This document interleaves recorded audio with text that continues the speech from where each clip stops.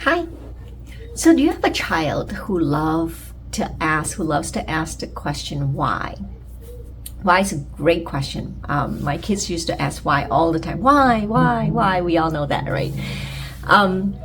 So the question becomes, at what point do you turn that why into how? And this is what I mean. So I have a lot of students who like to ask the question why. And all kids like to ask the question why. Some more than others. But there are some kids who never really stop asking the question why, even as they not to say they stop, like they don't.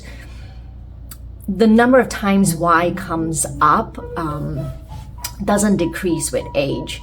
As we know, most kids, as they progress, the why becomes less and less because they learn to look, they learn to observe, they learn to figure out the why on their own, and when they can't, then they ask, right?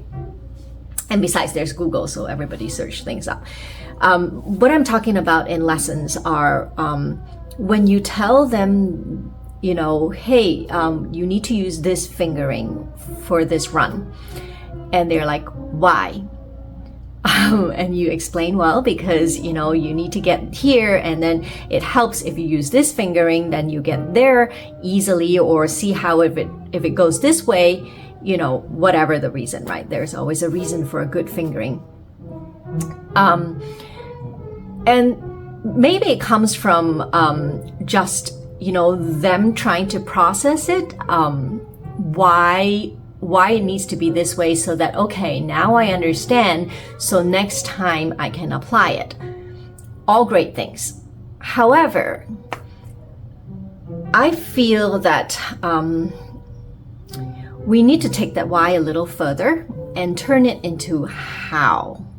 So instead of just stopping at why, we don't eliminate why. We still, we want to encourage the why. But take it a step further and say how. So if we understand how do we fix this, not only do I understand now, okay, this is why I need to do it this way. Next time if I see something similar, I'm going to probably apply this method. But if we teach them to think about how, okay, we have this problem, these are options, but how are we going to fix it? How are we going to go beyond this problem that we have, right? So think about it and see if we can really help the student come up with, okay, how? Come on, let's think about it. Let's try to figure out how we can solve this problem, and then you guide them along the way.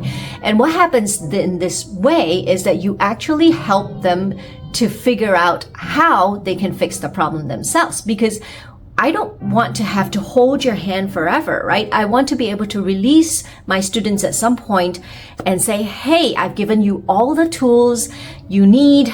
I'm sure you learn more along the way, but I've given you so many of the tools, so much of that knowledge that you can apply and figure out things by yourself. Does that make sense? So I think we need to not just stop at why. We don't curtail the whys, but we want to take it a step further. And with my students, I always try to okay, great, you have this problem. Great, we love problems. Problems are great because problems help us to think about how we can solve them, right? If we never have problems, we never improve. So take that and let's spin it. Let's think about it. Let's think about, from the different perspectives and how can we fix this? And now you know the process.